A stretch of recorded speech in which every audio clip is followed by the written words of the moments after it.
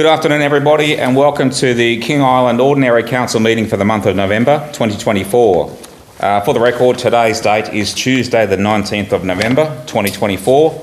I call the meeting to order and I declare the meeting open at 4:01 p.m. Usual housekeeping applies. Please ensure your mobile phones are turned off or put on silent so that we're not interrupted for the rest of the meeting. Thank you. Item 1, as always, is qualified advice. Pursuant to Section 65 of the Local Government Act of Tasmania 1993, qualified advice has been received to fully prepare the agenda for this afternoon. Over the page to item 2, attendance and apologies. I welcome all councillors and staff in attendance this afternoon. Just confirming councillors are all here. The only councillor currently on a leave of absence is Councillor Laidler. So taking that into consideration, we are 8 of 9 for quorum numbers. We are certainly good to transact council business and we'll crack on.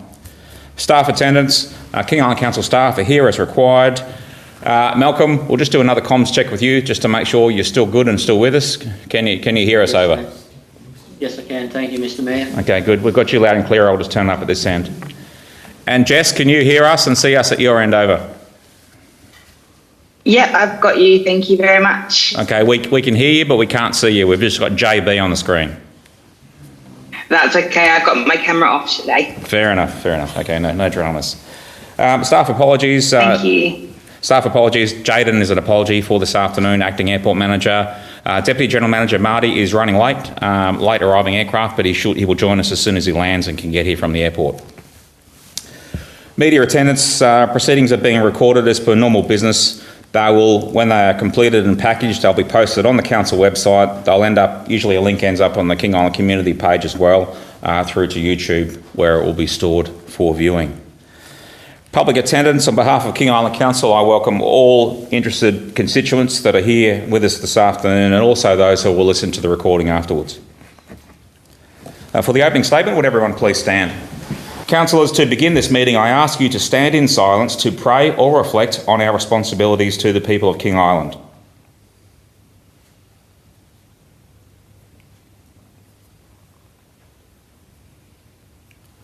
We begin today by acknowledging the traditional custodians of the land on which we meet today and pay our respects to their elders past and present.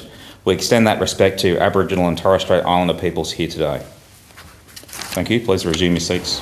Item 3 is presentations. There are nil presentations this afternoon. Item 4 is public question time. As always, if a constituent in our gallery wishes to ask a question or questions without notice, we will allow 15 minutes maximum question time. We don't have a question this afternoon. It will be asked on your behalf, so that's good. We have no other questions. So we will move on to item 5, declaration of interests. Are there any declaration of interests for the ordinary agenda this afternoon? We're not aware of any. Thank you. We'll crack on. Item 6, questions on notice. There are nil. Item 7, questions without notice. Does any councillor have a question without notice this afternoon? Councillor Cook, Ira Cook. Yes, Mayor, with reference to the vintage Vulcan car on display at the airport, it is my belief that this car was donated in working condition, complete with a trailer to transport it to events such as the show if required. And some parts were also included, namely a magneto, jack and wheel spanner. Could we please have confirmation that the trailer and spare parts are still in the council's possession? And does the council have any plans to maintain this piece of island history? Or maybe even just start it occasionally and give it a run? Thank you, Councillor Cook. Good question. One that I don't think we can answer. We will need to take on notice and confirm that. You're right, it's been a while since I've seen that car out, or since most of us have seen that car out, either on display or being driven or what have you. So it's a pertinent question. But having that car on display at the airport, I know is a popular novelty because of the history of the car, and there are not too many vintage cars, especially on King Island. That's very hard on all cars, be it old or new. So it's an artefact that we want to maintain.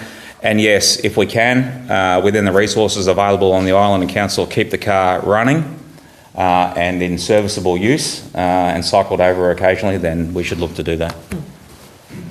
Any other questions without notice? Councillor Allen? Yeah, thanks, Mayor.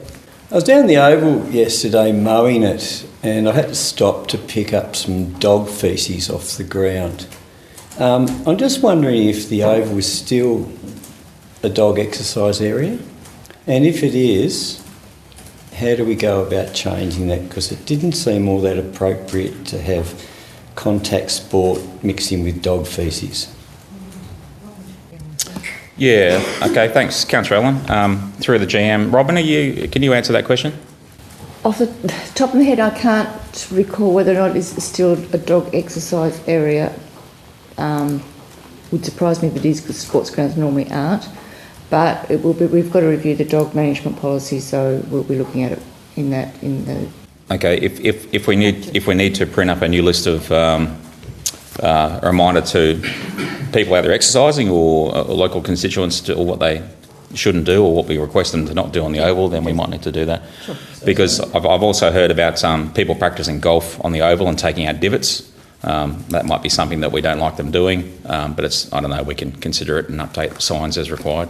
Oh, absolutely. Yeah, I did have a quick look at the council website, and I don't know whether the policy I looked at was current or not.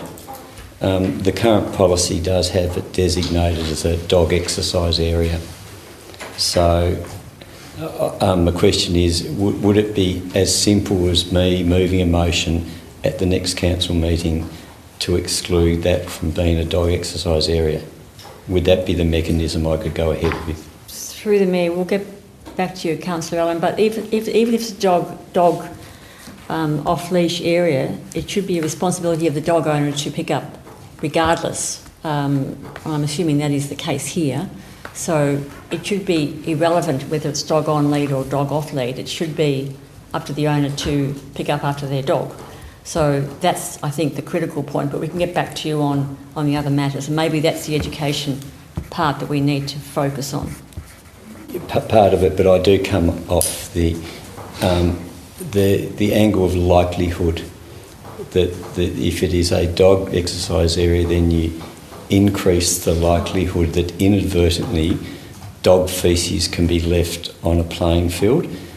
Right? Also, by having it not as a dog exercise area, then people are reminded not to have dogs there, and then also the public can monitor each other and say, please get your dog off that oval before it defecates on the oval.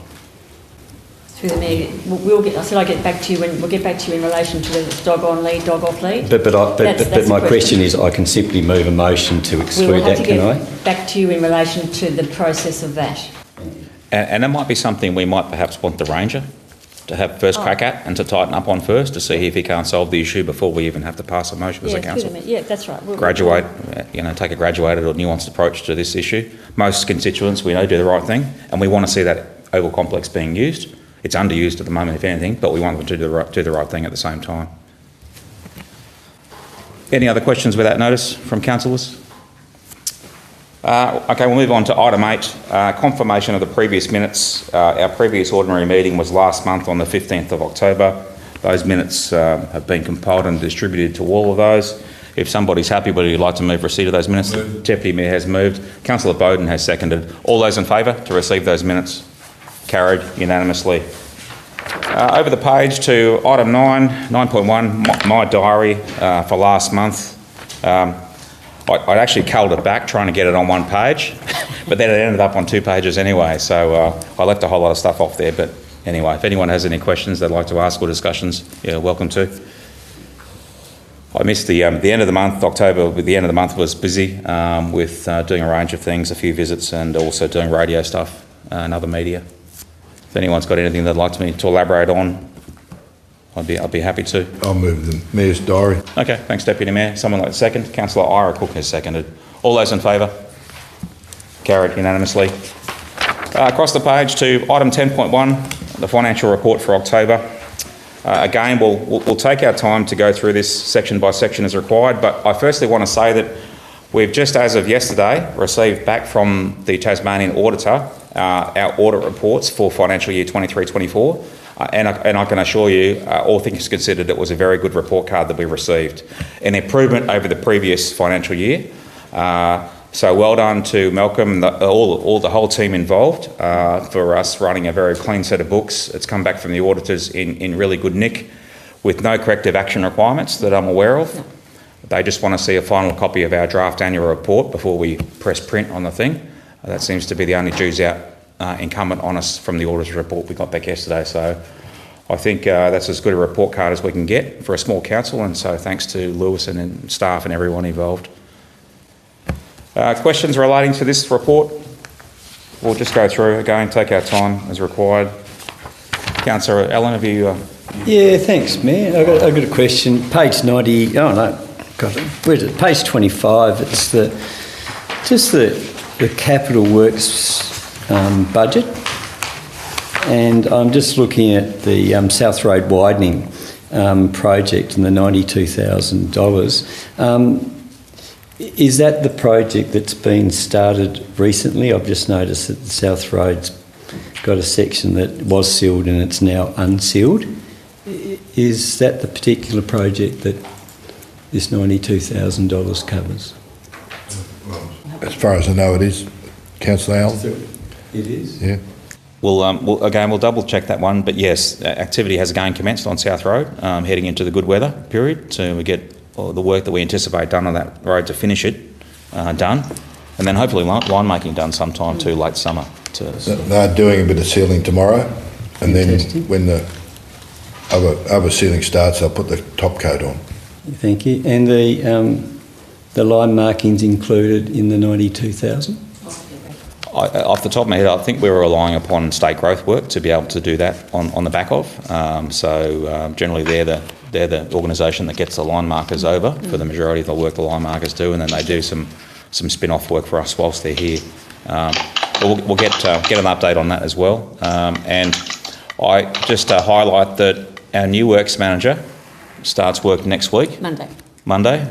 So give that new chap a chance, a few weeks to get his feet under the desk, so to speak, and then hopefully we'll be able to get a more detailed update on progress across our various works at the moment, South Road included.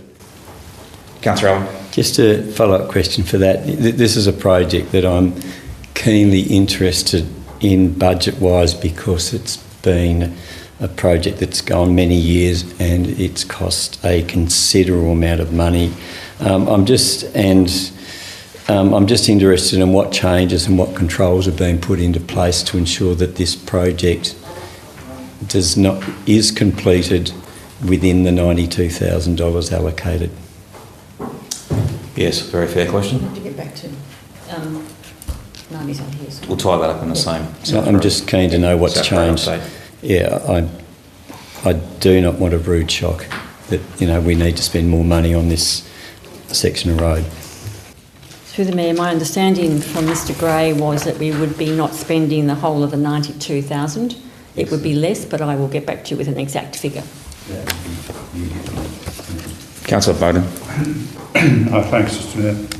I just want to ask a question, Malcolm or Helen, I'm not sure which one's relevant, in regard to cash flow, essentially, with the capital works underway round at the hub. It's pleasing to note the rapid progress being made with the establishment of the panels on the site. What I was wondering is when will we meet the next financial milestone in order to draw down on the capital grant? I can answer that. So the grant administrators are actually paying cash in advance now. So they give us money and then we spend it. And once we've evidenced that we've spent everything we've received so far, we can ask for the next bucket. So I've actually just last week sent through the latest progress report and asked the grant administrator to confirm if that's sufficient for them to accept that we've now spent all of the money received to date. As soon as they're happy, we'll get some more money in the bank. Well, thank you for that. It's very reassuring. Councillor Healy. It may well be just a typo. I'm also on page 25. The King Island Airport, 127 plus 50 plus 60 doesn't equal 110 for the total. And I'm just wondering if we've missed the 127 there somewhere. Oh, that's right. Yeah. Thanks. Excel, you failed. And that's also where that cumulative table is very useful to us as a quick scan of the dials. We can see where we're progressing across the fronts we should be progressing and how much of our financial year budget we've committed to that given undertaking. So, but clearly there's quite a few things that have started and other things that haven't started, and we're disproportionately reliant upon the good weather in summer to get so much of this done. So we've really got to crack on across the board.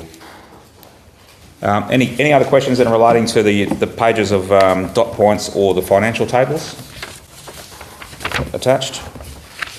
If there's no further questions of the recommendation on page 19, would somebody like to move the recommendations that the financial report be received and noted? Councillor Healy has moved. Do I have a seconder? Deputy Mayor has seconded. All those in favour? Carried unanimously. Across to page 28, which is the operations report for October. Deputy General Manager running a bit late. Hopefully he'll be here, literally burst through the door any minute. Be good timing if he did. But a lot of this we've recently covered in workshops and other things as well. So, but questions and or discussion at the discretion of councillors is welcome. Councillor Allen. Thanks, Mayor. I've just got a question to do with the bottom of the page under waste management, and it's talking about the licences being put into place for the waste management sites. I recall over the last few years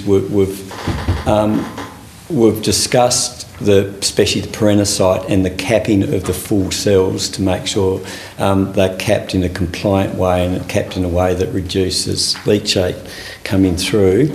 I'm just wondering whether the current full cells have been capped in a compliant way. So whether that has been addressed or whether that's going to be something that we need to budget for and address later on. Thanks, Councillor Allen. We had the EPA here in location last week, didn't we? Just last week through the Mayor, so they did a full inspection of all of our sites and they were all compliant, and we got the tick of approval, so that Mr Smythe will be able to answer anything else. But in terms of the future, I'd need to get back to you on that. Yeah, because the costing of it that had been bounced around, but was in excess of $1 million at that stage. So whether that work has been done or whether that's a scary thing that we need to confront in the future. And the theory also that baling our waste will extend the life of Perenna and give us more space. More but space. We've still got incorrect capping created leachate issues. But if the EPA has granted us our recent compliances, then we'll take that as more good news for the month. But whether Marty will give us a full technical. But whether they've analysed our capping is the issue. Yeah. All right. Any more questions on the operations report recommendations on page 30? There's no further discussion. Someone like to move? Councillor Ira Cook has moved. Councillor Rowan Cook seconded. All those in favour? Carried unanimously. Across to item 11.2, the Airport Services Report for October. Just mindful that Jaden Rainbow is not available for tonight. Firstly, we all would have seen by now the Airport Cafe and Bar is in full fit-out mode at the moment, with hopefully a long-anticipated official opening sometime soon as King Island Distillery Bass Strait let us know. So that's an exciting development. You can see the elaborate fit-out taking shape at the moment. It's definitely going to be fancy, and so I know I speak on behalf of all of us when I say it'll be worth the wait, and we look forward to it. Secondly, aircraft movements for October. Last month, 336. Compare that to this time last year, significantly more aircraft movements. Hopefully that's the shape of things to come as we head into a busy summer period of aircraft movements to in spite of current challenges and everything else. That number is positive to see. So, and I believe there are also some upcoming QantasLink charters as well, which I was hoping that Jaden could answer tonight, but we'll let you know about those. As far as I'm aware, there are a couple of QantasLink charters that are flying in for golf sometime in the near future, and it would be just interesting to see a QantasLink aircraft operate in and out of our airfield, and what technical feedback they've got for us for future consideration. So we'll try and maximise that opportunity as well. Any questions relating to airport report services? Yeah, thanks, Mayor. Yeah, no, it's a nice sort of segue when you mentioned charter operators coming in. I've had people mention this to me, and I've got first-hand experience of this. Charter operators come in, and quite often they come in to the airport outside the normal hours the terminal is unlocked. And the problem exists where the passengers, both outgoing and incoming, don't have access to toilets before they hop on charter planes that likewise don't have toilets as well. I'm just wondering whether the council's aware of that issue for the charter operators, and if so, is there a possible solution so those particular visitors to our island can access toilets prior or after their flights? Through the Mayor, my understanding is that charter flights are charged a landing fee, not a terminal fee. So we would need to look at, if we're going to open the terminal on outside of the normal hours, that would be a cost to the council. And we would then need to look at potentially a charge of the terminal fee, not just a landing fee. So yes, we are aware of that from a staff perspective, but to open the terminal at all other odd hours, it's not normally open, would be a cost to the council, which you would need to consider. And at the moment, the charges are for landing, not for use of a terminal. It's there's our airport staffing. We're understaffed as well at the moment. It's a consideration. It is what it is. With the rekeying that we've, I think we've deferred the rekeying of the airport facility, haven't we? Well, security access and rekeying. I think the issue is that we would have to then get the air terminal cleaned again. So there's no, if you have people in the terminal without staff, then that would be a security risk potentially for council, and also a potential cost. So it's not simply a matter of giving someone a key, which of course you would understand. Yeah. It's a fair consideration though, and a fair concern. People arriving after dark or after hours or whatever that are desperate, so to speak. If our airport terminal isn't available to them, then the nearest hedge is fair game, and that's probably something we don't want either. We had a similar incident when we went to Kangaroo Island a few years ago. We came in on a charter flight, and when we got back, the terminal was locked, and it was a case of hold on till we got home. Do I? Yeah. I do understand terminal security and how that could be a challenge. Cleaning up, having to clean up especially after people off a charter plane versus people off RPTs, I think we may be splitting hairs on that one, right? Because you clean up people whether it's at 7 o'clock in the morning or whether it's 12 noon or something like that. So that bit is not greatly important. It's a tricky one when you deal with visitors to this island, and to explain to them that, sorry, we have to treat you differently because you've come off a charter plane and you can't access that. You can't urinate until you get 40 minutes to Cape Wickham. Right? And I can't ask the people to go and urinate behind a bush because that's illegal. So I just hope we can get some solution to this. Prior to our airport renovations, there was access to that toilet block that was in the short-term car park. There has been access to the people had access to the disabled toilet that has external doors to it at one stage, and the internal doors were locked, so they did have out of hours access, so they didn't have to hold on or break the law and urinate in a public place. So I just hope we can just work in a sensible way to getting a solution to this, and not be too worried about whether off a charter. Because for charter airlines, we don't exclude charter airlines that come in within normal terminal hours. You still let those particular people access those toilets. Right? And you don't charge people who go to pick up somebody who have not been paid anything towards an airline. and they still access the toilets. Yeah, thanks, Councillor Allen. Look, I agree. It's a fair concern and something we should keep in mind moving forward. If in the future, and again when our airport is fully manned and staffed, if we're in a position in the future, especially if increased aircraft movements can justify it and we can resource it, maybe extending hours of opening of our airport complex in the future through a peak summer period might be something that can kind of cater for that and meet all of our requirements across the board at the same time.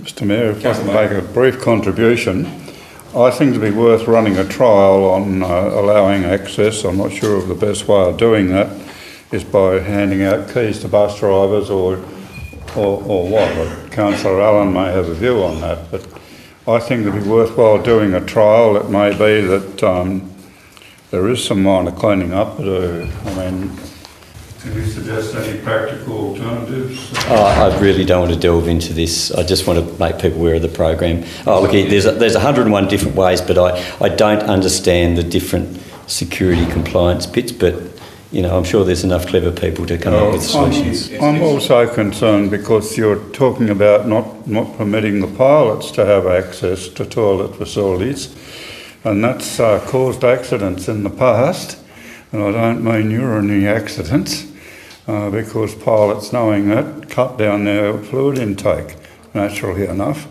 and that leads to poor concentration when it might be critically important. And it is an operational matter.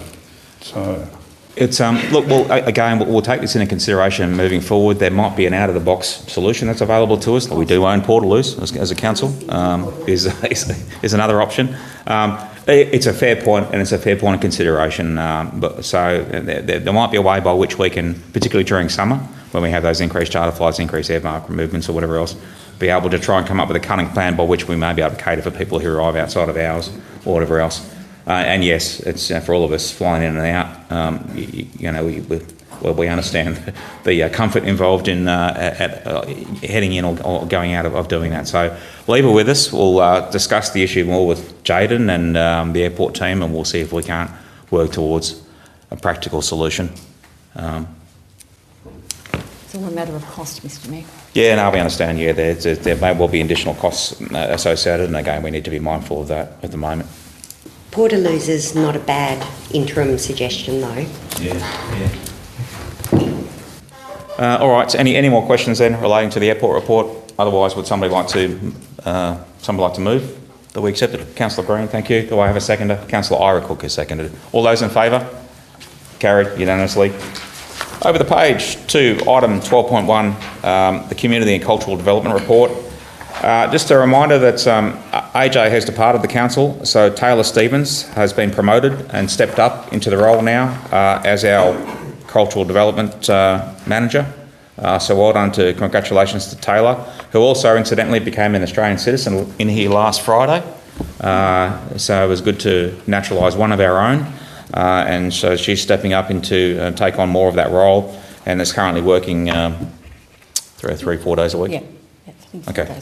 Just for information. So I just highlight that she's not here. She wasn't able to join us tonight. Any questions then relating to the Cultural Development Report? A very typical comment. It's really fabulous to see the increase in visitors to the gallery. There were, significantly more than last month. It's just a fabulous place, and the exhibitions on there are all different and fabulous, and let's encourage one another to get along. As is mentioned there, the applicants for next year's Artist in Residence program are being shortlisted at the moment. We received 8 applications. Just shows how popular and well-renowned art here on King Island is, so that's a good thing. And I know when Taylor's ready to bring us a report on that and the subsequent program for next year, she'll bring it to us and we'll release it. So there's Pam Rowley asked me the other day, why are we cancelling the Artist in Residence program? We're certainly not cancelling the Artist in Residence program. It's just going through its next planning iteration at the moment, that's all. Any other questions then relating to this report? Somebody like to move the recommendation? The report be received on page 36. Councillor Healy has moved. Councillor Ira Cook has seconded. All those in favour? Carried unanimously. Item 13.1, growth and strategy report. Again, much of this was covered in our huge workshop last week. It's great to see progress that we can all see happening on the hub, progress we can all see happening on the upgrade of the courts as well, but particularly the hub at the moment is a frenzy of building activity with the crane lifting the building panels and everything into place.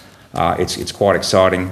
So we are hopefully back on track and back on schedule with the hub. The weather's been good so far. We had a bit of good luck swinging our way as well. So it's good news and good progress. I know we all welcome. Any questions or discussion points for Helen on her items there? Councillor Allen. Thanks, Mayor. My question relates to page 38, down the bottom section that's headed Equip Tourism Tasmania, ... And it says, actively seeking advice from the Department of State Growth on responsibility for visitor signage on King Island. What sort of advice are we hoping to get? As you would be aware, State Growth are responsible for some of the roads on the island, and if we want to put signage on them, for example saying airport this way, we need permission from State Growth to put that signage up. We've been actively talking to different members of staff at the department since, I want to say, August last year, and we're advised back then, yep, go ahead, do signs, have fun. We got our list of signs together. Our depot staff, as is normal practice, put the application into State Growth to get the approval to put the signs up, and at that point they said, maybe we should pay for these rather than you. And we're still waiting for them to decide whether or not they should pay for them or we should pay for them. So there's nothing that we can do on that item until State Growth have decided who's going to pay for them, and then if we're going to pay for them, give us permission to put them up. But we have the signs? We do not have the signs because we haven't ordered signs until we've got the approval from State Growth, because as well as saying, yes, put this sign up, they also approve the detail of the sign. I'd hate to go shopping with them. Can you imagine what it'd be like? No, look, well, who's going to pay for it? And you'd be there for 6 months and the sale's over. Signage, definitely, I know we all agree on this. Signage continues to be an area of improve that's needed across the island. We need to continue to work on it, and where we can afford it, appropriate resources to do it. The shipwreck signs were recently replaced. NRE paid for those new signs to be manufactured and made of a more durable material than the ones that faded and broke apart. So NRA did that and paid for that, which was good, and then we as council installed them. So it was a bit of a team effort to get those shipwreck cans and signs updated recently. So moving forward, it may well be a State Growth and council team effort to get a lot of those signs refurbished, and there are other signs around the place that will fall to us that are long overdue for replacement, and new signs that need to be put in as well. So that's fair criticism for us. Probably a follow-up question to that is that, the work Helen's doing is, like definitely helping, or definitely will help once it's in there. But much of it seems like, we are replacing signage that needs replacing. Have we got a sort of overall strategy on signage, just general sort of road signage and also visitor signage? Have we got an overall plan where we're heading with that?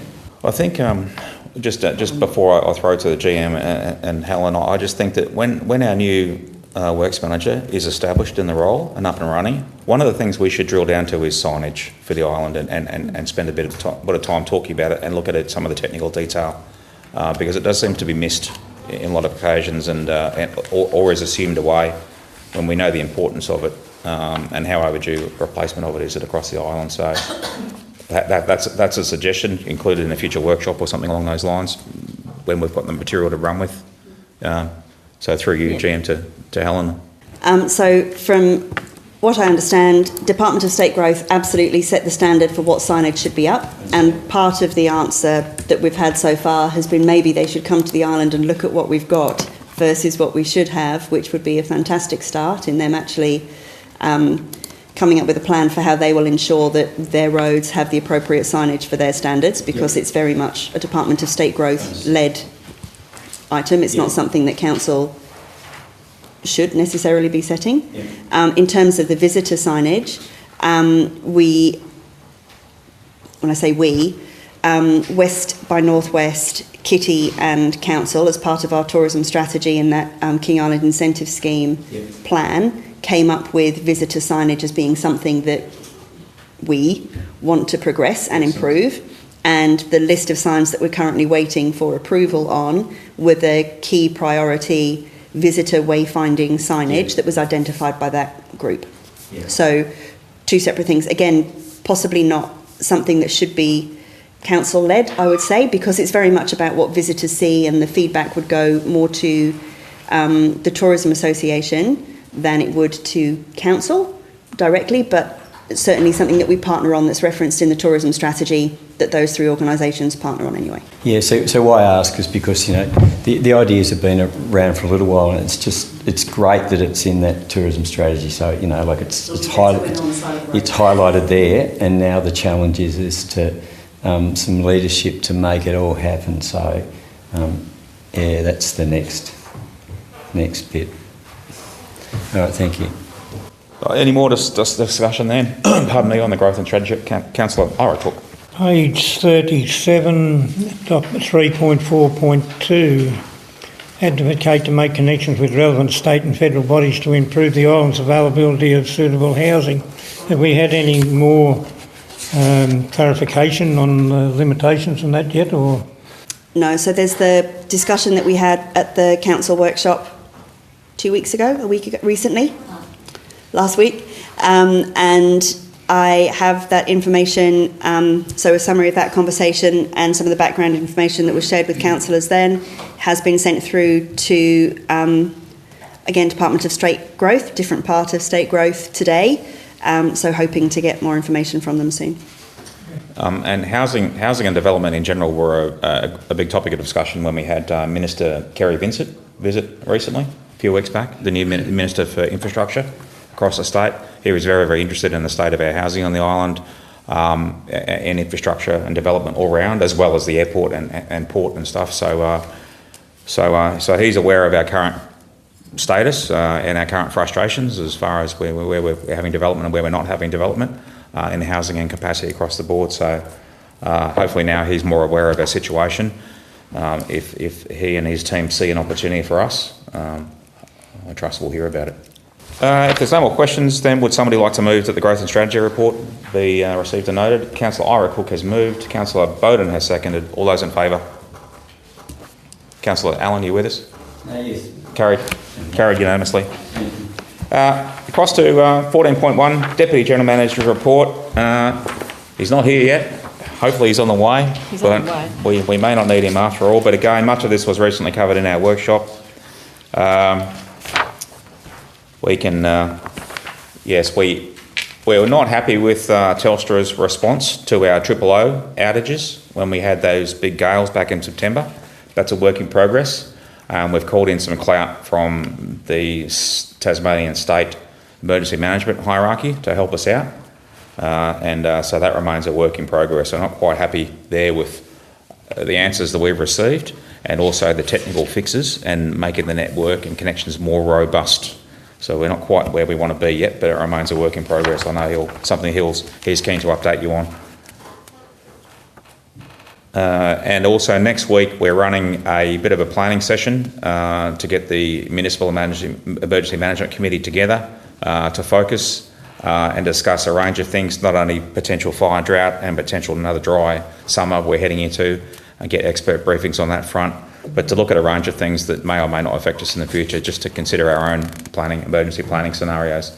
And then we're going to have a dinner next Wednesday night to honour our great emergency service workers here on the island, put on by council, which is long overdue. And I'll just double check with Marty as to if councillors are invited to attend as well. I think they are. But Yeah. I would imagine you should be, and you are, because I know we're all grateful and appreciative of them, and we're going to hopefully give them a good razz and a pat on the back, and have a good night with them on next Wednesday night. So that's happening, and we all look forward to that next week. Any other questions or discussion then? Councillor Allen. Thanks, Mayor. Mine relates to page 43 down the bottom, model analysis and development to do with recycling. And reads this way. Following the council resolution in October, inquiry will be made with the Environmental Protection Agency to explore the option of baling inert recyclables that have no end market to be stored at Charles Street MFR. So it seems, if I read that right, the strategy will be to store the recyclables there. What's the next step? It's probably a question we can't answer until the container refund scheme and other things fall into place. That's the remaining chip that's yet to fall into place, is how the container refund scheme will operate here on the island, whether we'll be subbies for it or not, whether Tomra Cleanaway will pick that up. I think once we know that, our remaining pieces should fall into place. But I know that the Deputy GM will have a much more elaborate answer to that. But the end of it goes on, I just read it a second time, that after it says that they'll be stored at Charles Street, then and then it says MRF? Materials Recycling Facility. That sounds pretty good. Okay, so it's stored with the baled putrescible waste to be moved to Perenna. Does that mean that both the putrescible waste and the baled recyclables end up in landfill? No, as you read it says that it's bales of inert recyclables that have no end market, so that they can't be, that's not worthwhile doing anything, so they go into fill. They'll sit at Charles Street, but will they end up in landfill? All right. Thank you. I've got it now. I noticed that we've had a bit of progress on our document management system, our internal database, and That's correct. our internal data system. So through you, can, in the absence of Mrs. Leah, Martin give might like to give a quick talk about that. Sure. Thank you. So the organisation has moved into a SharePoint platform now, rather than it being held on our server. So it's in the cloud, which gives the ability for staff to work remotely if they need to get access to any of those files. It's still definitely a work in progress, and we're cleaning up some of those, any duplicates of records, which is a big job. But yeah, it's working quite well, and we're still working through that progress. Approximately how far back do our electronic archives go versus then going back to the boxed hard copies? 5 years or so? 7 years or more? Definitely 7 years at least. Yeah, because we're mandated to keep. Yeah. Yeah, I'd have to check that exactly. Yeah, okay. It's got to be a mind-numbing job, that one.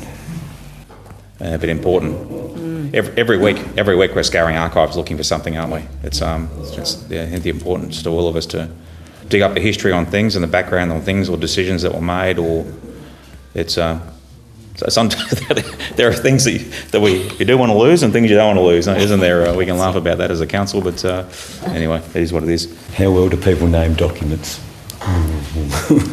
All right, any more questions then relating to the DGMs? Deputy Mayor has moved to receipt of the DGM's report. Do I have a seconder? Councillor Green has seconded. All those in favour? Carried unanimously. Across to item 15.1, the General Manager's report for October. Now, this is our last meeting with Catherine Dale. She departs at the end of November. I just want to say, Catherine, on behalf of the councillors, all the council team, thanks for your service with us. Thanks for your experience, your mentorship, your common sense, your sage wisdom and great experience that you shared with all of us. And the dedication of a 7-month stint that you made with us, you and Chris. We really got the 2-for-1 plan because you and Chris have been a fantastic team to have living with us and working amongst us, and Chris has driven the community car and done a whole range of other benevolent things. So thank you for your commitment and service to King Island. You will be missed. You've made an impression, and we wish you all the best personally and professionally for the future. Thank you. I think the Mayor's described it as the buy one, get one free, I think. Thank you. Can I just say it's been great working here, fantastic leadership, so thank you very much. And just confirming that Kate Morick returns as our General Manager after a good year off. She returns to work and does her handover with Catherine on the 27th of November, so should be up and running and back after that. So we look forward to having Kate back, and I caught up with her personally last week. She's looking good, she's keen to return, and so things are... be great to have get the old band back together, so to speak. Any questions then relating to the General Manager's report? Again, much of this was discussed last week at the workshop, or is all known quantity.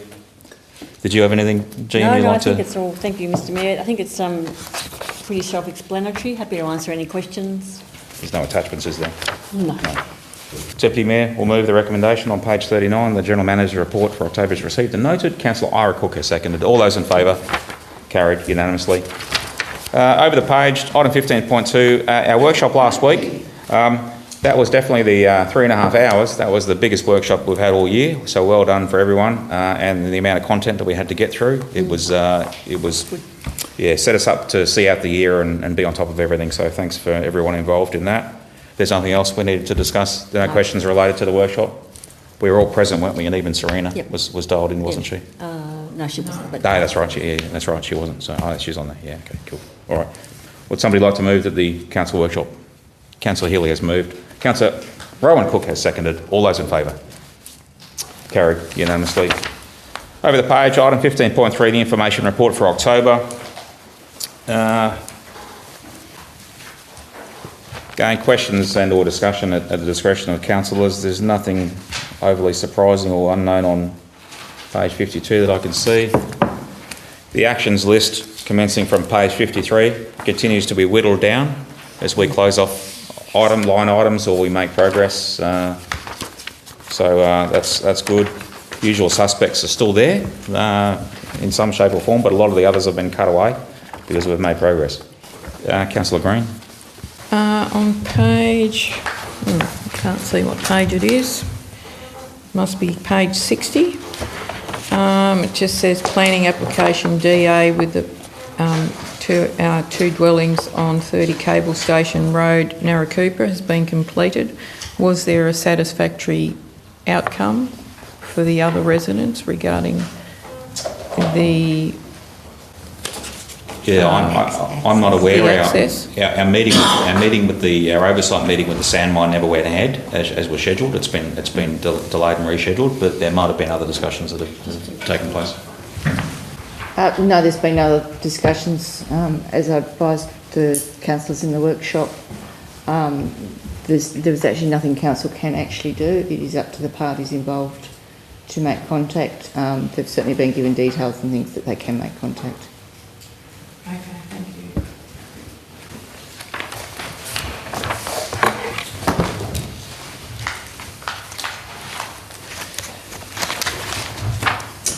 Councillor Allen. Yeah, Mayor, just one. I must be page 59, please. And it's to do with the courts, and the action is provided in item 14.1. Is that 14.1 of this report? Is this document? Carry forward improvements down the bottom of that grey section. Yeah, so it says action provided in item 14.1, and that's the Deputy General Manager's October report. I just couldn't see anything. Sorry, what was the question? All right. So on page 59, it's the action arising related to the Curry Court improvements, and it said the action is provided in item 14.1, and I was having a look through 14.1. I couldn't find it, but that doesn't mean it's not there. I'm just wondering whether it was 14.1 of this particular paper or whether it was related to something in a previous set of papers. They said, just let us, thanks, Councillor, just let us find the right, so 59, yep, that, you're right, it might have been a, let me think. Yeah, it's one of those really easy things. If you just renumber your document, then suddenly like I've done it a million times. Probably should have referred to Alan's report instead. Yeah. It might actually be from last month's agenda rather than this month's agenda. Okay. So it could be that I missed that in the review of the action. Oh, thanks. You solved the mystery for me. I'll just have a look back in that one. We'll take that as a fix and refer back to the correct source. The next one, thanks, Mayor, relates to the same page, CCTV, the surveillance cameras in our community. Was there supposed to be signage installed when those cameras were came in?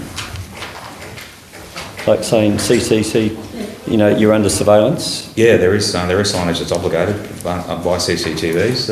I'll check with you. Has it been installed yet? I haven't seen it, but surely they must have been. But if we haven't noticed it, then we better. Professional installers put them in, so we'll just double check.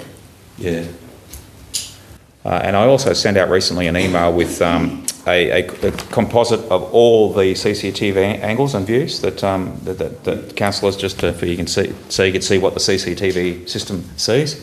And I think, as we'd all agree, even though we reduced the number of CCTV cameras with the council decision we made, we still get very, very good coverage out of those remaining systems, and high fidelity and the ability to zoom in, and it's actually quite impressive. So we'll see how it's up and running now. It's all feeding back in as was described. Very limited access. It's on a 30-day, isn't it? 31-day record and delete loop. And so all those cameras are feeding back in at the moment to that record delete loop. And so only access by exception, etc. But so that system is up and running now. And those photos I sent to all of you shows what the system can see, and therefore where it might be of use to us for a range of things we might want that footage for. And just very quickly, on the bottom of page 59, we say a review will be conducted in April 25. I presume that's 26? Yeah, that's a year too early. You're right. It's 18 months. It should be April. Back in time. Mary, if I ask another one, it's pretty similar to Councillor Green's question. It relates to the planning application on page 60.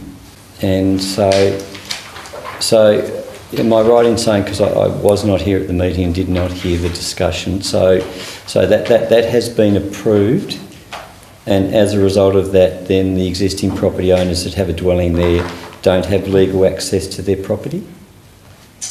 That's the consequence of? Yeah, look, the issue was access and right of way, and it was raised as a concern and represented by the landowners, but we were obligated to approve it under planning requirements anyway. Did you want to further elaborate, or Robin to further elaborate on that? The issue existed prior to the planning application, so they've never actually had legal access to their property. So it's not something that we could resolve with a planning application. It's as I've previously stated, council has no powers to require someone to grant a right of way over their property for someone else. We have no authority whatsoever, so it's up to the parties to resolve between themselves. I understand that. Historically, did they ever have legal access? So I'm trying to understand how something like this would ever happen. Their lot didn't have road frontage, and there's no right of ways recorded, so I don't know. It's their old titles. I don't know. Okay. Yeah. Thank you. I don't understand the complexity of the rules, but I do take your advice. It just seems to me a less than ideal situation that's ended up based on a decision of this council. Those concerns were noted at the time, and we haven't heard anything since. So we are therefore hopeful that, as good neighbours, they've found an amicable solution to this issue. And it was something that we were going to follow up and ask about at the sand mine oversight meeting, just to make sure that there was no ongoing dispute there, and that they'd found a solution. And if there was a council in any way we could assist, or at least be aware of those ongoing concerns, that we'd have an opportunity in a forum so they could update us on that, but I haven't heard anything since. Because if this ends up in a very expensive legal battle, it is rules gone wrong. It's just ridiculous that people have to spend good money over something that should be pretty much a given. I totally agree, Councillor Allen. I just think it's bureaucracy gone wrong. We'll just move on with any more questions then, or discussion related to the actions list. All right, we'll move on to service requests.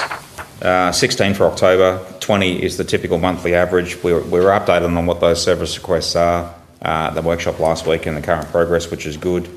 And it's good to see the Ranger is getting quite a few taskings now coming in through service requests, which is good. So It's why we should.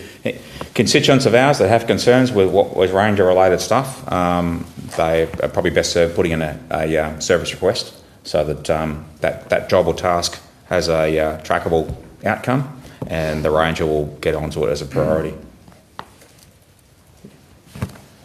All right, any more questions then relating to...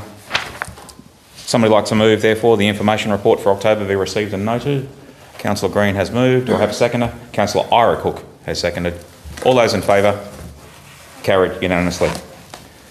Across to item 15.4, updating of policies. The two policies, the financial reserves policy and the council volunteers policy, we poured over those at the workshop last week. The updated policies from that wordsmithing are attached, pages 67 to 84 there.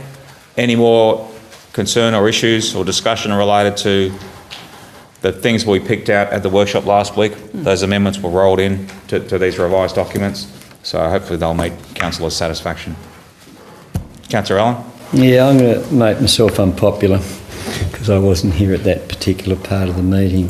The page 70, Narracoopa Jetty Reserve bit, there's a reference to the Narracoopa Jetty business plan, and I know that particular thing has existed, and I have an idea it may even had a date on it, so it may have expired. Is there a reason why it's referred to as a business plan rather than an asset management plan? I think, I'm not sure. I mean, off the top of my head, I think that it's something that the Narracoopa Progress Society has largely drafted or written, haven't they? And really we go by whatever they call it. But that's just because I know it remains in progress at the moment. They're doing a fair bit of work on it at the moment. They're doing updates on it. We've had a look at a few of their drafts, and we've contributed to it. So maybe that's just because that's what they called it, and we're happy with them as the who've drafted the document for us. We just run with that name. That's I think it's probably also a document that encompasses a lot more than just the asset management. It encompasses the Narracoopa Jetty. Yes, because they want to encourage use of it. They want to get volunteers to paint it. They want to do a whole lot of things, and they're trying to tie up a whole lot of things and coordinate a whole lot of things in a business plan for the jetty, for as long as we can obviously keep it there, as it currently stands. I think I've got a good idea. The business plan, the reason why it's a business plan is when there was debate about what was going to happen on the jetty, and the people of Narracoopa and the community as a whole lobbied to keep the jetty. Then one of the conditions was, look here, you guys better come up with a business plan. So the people of Narracoopa, and I think it was Michael Crowe and Rod Fisher, came up with a business plan because it was required.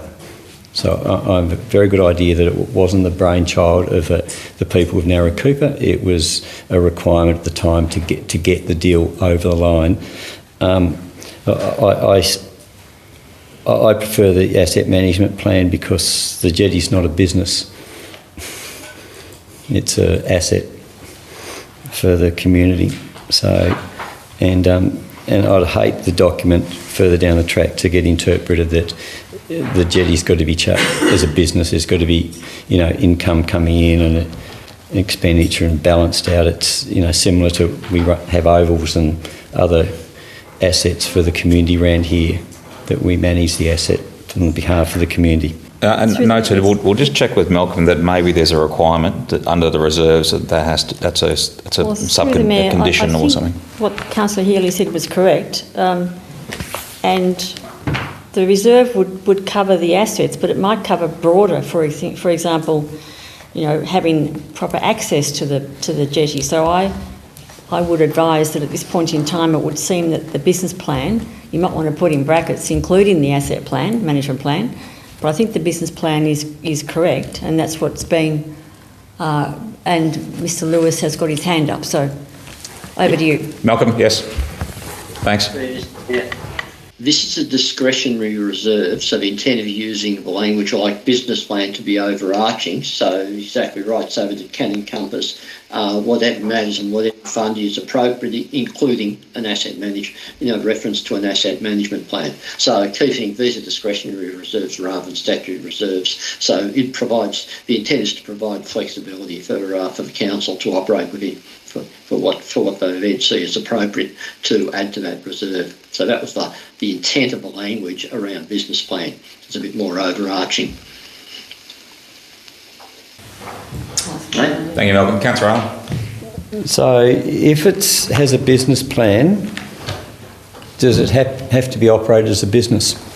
No, that's what I mean. No, it's a business plan. You could call it a management plan. Yep. It's an overarching plan, but Yep. often in management speak, you call it a business plan. Okay. Thank you. I'll also highlight that the future survival of that jetty relies a lot on external funding and grants. And so a business plan to encourage external investment is therefore probably prudent as well. It's we could use that business plan for the grant application. Attach Annex A, our business plan for the jetty. Councillor Allen. Mayor, just another question. It's to my understanding that there was a resolution passed by a previous council that said that each year there'd be $45,000 placed in that Narracoopa Jetty Reserve. Is there a reason why that's not referred to in this policy? This is overarching policy. It doesn't get into the numbers, That's does it? right. And the detail, the technical detail, or the, it's just the policy is just an overarching construct under which detailed plans and SOPs and other things will be written as well. It's through the mayor. It is to explain why we have reserves, not what goes into them. All right. Any more questions then, or discussion relating to both of those revised policies? Page Deputy. 71 there, it's got Part 5 contribution by King Island Shearlight. Should that be G6 Sorry, metals? just give us a page number. Page 71. Transfer of reserves.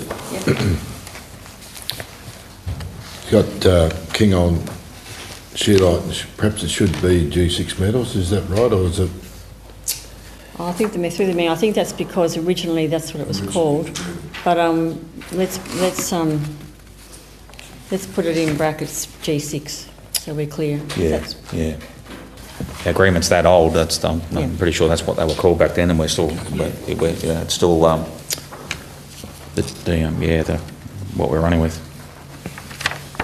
Any more on this, Councillor Allen? Yeah, thanks, Mayor. I've actually gone over page 73, and I'm just looking at one that's at the top of the page that says transfers to reserve end of year cash surpluses, if we have any, from council operations. What's the mechanism for deciding where those surpluses go? Because there's different reserves. Is it resolutions of council, or is it some other mechanism for deciding how that happens? Resolution of council budget time. Yep. Okay. Thank you. And that's as a council, I know where there's an area of underspend or a surplus, and we can cross-level it to another area of need, especially if we can do it quickly. Then that's something as a council we like to be that agile and to see that come through for sure. All right. Any final tweaks or amendments then, which we can do before I call for a mover and a seconder? Is there anything on the volunteer policy? Anything on the council volunteer policy? We discussed that, a few aspects of that at the workshop last week. Let's give you all a minute just to make sure you're satisfied with it. We've expanded that policy a fair bit because we've been obligated to change of state policy and things that have been put onto councils around the state. A question, please. Page 5 of the policy, which is page 81 of the documentation, at second last point, which is representation, and it's sort of requesting that the volunteers be an ambassador for the council and promote its programs and initiatives. I'm just sort of interested why we asked for that as well. Yeah. Deputy Manager, please. Through the Mayor, volunteers are treated as paid staff, so it doesn't matter whether you're paid or unpaid. You're expected to be an ambassador of the council in both roles. All right. Councillor. Yeah, there's one I was... Help me with the understanding, please. Page 82, so at 6 of the policy, it's 4.5.1.5.4. And it says, it can be said that the person was serving the council not merely the interests of the council or only serving the person's own interests. I was just a little bit puzzled. It's under insurance coverage, so Yes. obviously there's a definition or a clause. The wording from the insurance company that they asked us to put in so that we're covered. They're not into plain English yet. Okie dokie. All right, in the interest of progressing the meeting, is someone ready to move the recommendations on page 66? Councillor Healy. Councillor Ira Cook has seconded. Let's go to a vote and get the meeting progressed. All those in favour? Carried unanimously. Thank you. We'll go over to, where are we up to now? 15.5, the sale of hay from the racecourse complex. Again, discussed last week at the workshop and different to the hay baling arrangement at the airport, which predates the current situation on the racecourse. It's an important distinction to make for final consideration for this motion. Any questions or discussions relating to this? Councillor Healy. Just in regard to the recommendation through you to Jess, it's saying on a first come first served basis with priority given to horse owners. That is going to be tricky to, is it first come first served or is it with priority given to horse owners? It's sort of a little bit mutually exclusive wording wise. Through the Mayor, I think. The idea is that be on first come first served basis. That's who puts there, and you have to be a horse owner. So if you come in first and you're not a horse owner, you're not then in the queue. Just again with the wording then, priority given to horse owners. Yes. It doesn't quite say We can tweak the wording until we're happy before we move and second it. So perhaps. Do we offer it to horse owners perhaps? Priority given to horse owners first. Yes. Comma. On a first come first service basis. To horse owners in the cost price to horse owners in the community. Yeah. Initial priority or first priority given to horse owners. In the community. Then on a first served basis after that or something along those lines. Yeah, more than happy with that. I am, through the Mayor GM. It was a bit of a tricky one to word for me. So I'm quite happy to go with whatever you come up with because it was the thing of, if we ended up with a whole bunch of hay at the end and, horse owners didn't want it, we could start offering it to other people. That's very unlikely to happen. It's much more likely that within about the first 24 hours of us putting it online, it's all going to be gone. So it was just trying to, I guess, leave some flexibility. But yeah, definitely try and give that preference to, as I said in the report, to that horse owners because they can help a few more people with a little bit, I guess. I'll just read back the slightly amended recommendation just so we're happy with it before we move forward. The surplus council-owned hay bales be sold at cost price to the community at a limit of 5 per person with priority given to... Oh, no, I think it's... sorry. First? Sorry. Yeah, okay. I think what Councillor Healy said was that surplus council-owned hay bales be sold to horse owners in the community with a limit of 5 per person. Okay, yep. On a first-come, first-service basis. Should have gone one higher. I think that's clear. Yes. It's to horse owners. Yeah, okay, all right. You happy with that? With probably that, and if there's any left over, then so it's going to be tricky and long. Yeah, no, I've got it. I think there'll be. Yeah, help us with the final wordsmithing. We're almost there.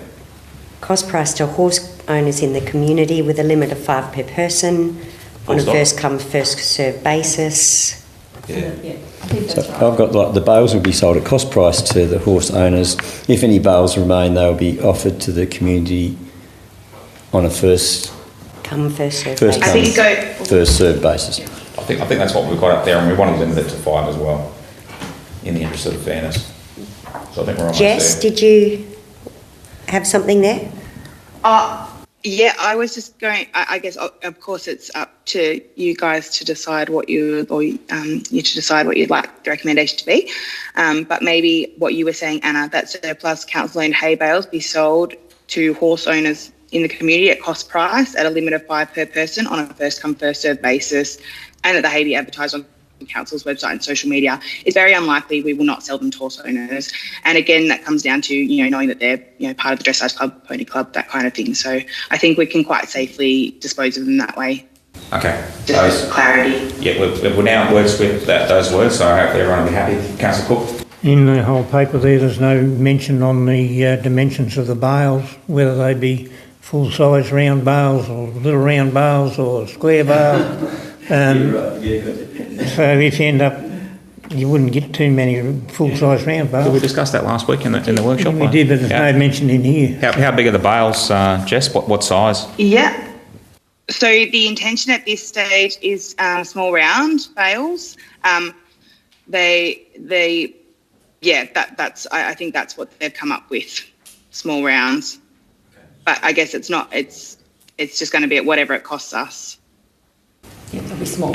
You happy with that? Yeah, so long as they bail, that knows that that's what they've got to Yeah, be. that 5 small round bales per person. All right, I'll just confirm the wording, then we'll go for a mover and a seconder. That surplus council-owned hay bales be sold to horse owners in the community at cost price at a limit of 5 per person, then on a first-come, first-served basis, and that the hay be advertised on council's website and on social media. I think that's nailed it. Do we have a mover? Yeah.